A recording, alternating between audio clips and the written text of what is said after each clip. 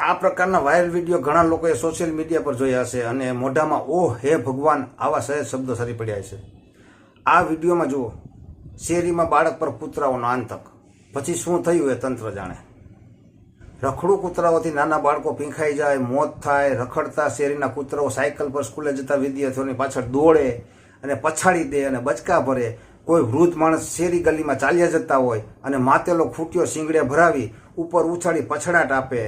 કોઈ રખડતી ગાય શેરીમાં કોઈ મહિલાને પછાડી દઈને ચારે પગે કચડવા લાગે.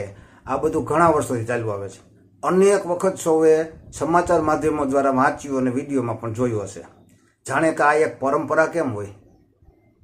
મૂંગા પશુઓ પ્રત્યે માનવોએ સંવેદના દાખવી એ બરોબર છે, પરંતુ આવા રખડું પશુઓ અને કૂતરાઓના નિર્દોષ બાળકો અને મોટા લોકોને મારી નાખીએ ત્યારે સંવેદના છોડી દેવી પડે અને સલામતી માટે સરકારે નિર્ણાયક પગલાં ભરવાના હોય. પણ અમે આ કર્યું તે કર્યું એ સત્તાધારીઓ રાગ આલાપા કરે અને વિરોધ પક્ષવાળા વિરોધ કર્યા કરે. બસ આટલું રાજકારણ સીમિત થઈ ગયું છે.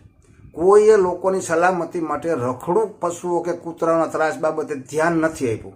હા, હમણાં થોડા દિવસો પહેલા રખડું કૂતરાઓ બાબતે કેન્દ્રીય મત્સ્યોદ્યોગ પશુપાલન અને ડેરી રાજ્યમંત્રી SP બધેલ દ્વારા લોકસભામાં આંકડા રજૂ કરાયા હતા અને અહેવાલ રજૂ કરાયેલો, જે અમારા ગુજરાતી અસ્મિતા દૈનિકના પેજ રૂપે પ્રગટ કરેલો હતો.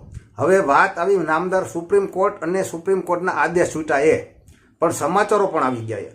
અમારા ગુજરાતી અસ્મિતા દૈનિકનું કટિંગ અહીં દર્શાવું છું. આ બાબતે લાંબી વાત નથી કરવી, પણ પ્રશ્ન એ થાય કે જ્યારે સુપ્રીમ કોર્ટ સુધી આ પ્રશ્ન પહોંચે અને સુપ્રીમ કોર્ટ આદેશ કરે અને ત્યારે સરકાર પગલાં ભરે, આ પહેલાં સરકાર આ બાબતે પગલાં ન ભરી શકે? સુપ્રીમ કોર્ટ જે આદેશ કર્યો એ મને ખૂબ ગમ્યો, પણ આદેશ તો હમણાં આવ્યો.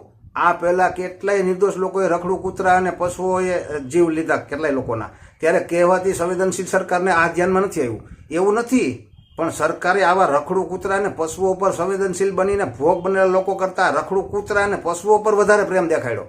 સુપ્રીમ કોર્ટે દિલ્હી માટે ફરમાન કર્યું છે, પરંતુ આખા ભારતમાં આ સ્થિતિ છે. ગુજરાતનું એક પણ શહેર કે ગામડું એવું નહીં હોય જ્યાં કૂતરાઓનો ત્રાસ નથી. ગુજરાતના તમામ શહેરો પણ આ કૂતરીના પેટનાવનો કંટ્રોલ કરવો જરૂરી છે. મને કૂતરું કરવાનો અનુભવ થઈ ચૂક્યો છે. એ તો જેને આ અનુભવ છે તેમને જ આ સમજાય. અને વચ્ચે એક વાત કહી દઉં, પહેલાના સમયમાં જે હતા એ શ્વાન હતા, એનામાં વફાદારીના ગુણ હતા. હવેના સમયમાં જે છે કૂતરા છે. સમય મુજબ એનામાંથી વફાદારીના ગુણ જતા રહ્યા છે. મારી શેરીમાં 2 કાળા કૂતરા હતા. અમારી સોસાયટીમાં રોટલા ખાય અને પછી રોડ પર ધામા નાખે અને બાઇક લઈને નીકળીએ એટલે તમારી બાઇક પાછળ સાથે દોડતા દોડતા તમારી જ બાઇકનો પીછો કરે. હવે આ કૂતરીના પેટના રોટલા આપણા ખાય ને પાછા દોડે પણ આપણી જ પાછળ. એટલે એ વફાદાર રહ્યા નથી. એ સાબિતી અંતે સોસાયટીના લોકો કંટાળી ગયા અને બંને કૂતરાઓને રોટલા ખવડાવવાનું જ બંધ કર્યું. અંતે એ અન્ય શેરીમાં જતા રહ્યા. પણ ત્યાં એનો આવો જ ત્રાસ છે. કૂતરાને કોઈ લાકડી મારે તગડે તો પણ અમુક જીવદયાવાળા ફૂટી નીકળ્યા છે, કાગા રોડ મચાઈ મૂકે.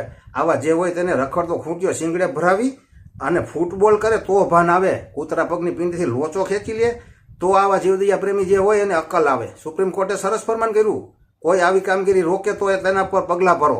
પણ આમાં દિલ્હી પૂરતી વાત છે, સમાચારમાં પૂરી ચોખવટ નથી. મને ઘણા સમયથી આ રખડું કૂતરા અને રખડું પશુઓ બાબતે ખીજ હતી, પરંતુ પત્રકાર હોવા છતાં લાચાર હતો. સમાચાર માધ્યમો આવા બનાવો દર્શાવી સરકારનું ધ્યાન દોરે, પણ સરકાર અસરકારક પગલાં ભરે તો ને. સુપ્રીમ કોર્ટે તો કહ્યું રખડું કૂતરાઓને આશ્રય સ્થાનમાં રાખો. મને એ પણ માન્ય, પણ મારું મગજ તો કહે છે ગુજરાતના સૌરાષ્ટ્રમાંથી તંત્રે કૂતરા વીણી વીણીને જંગલમાં છોડી દેવા જોઈએ. દીપડા ઉપાડી લેશે આ કૂતરા.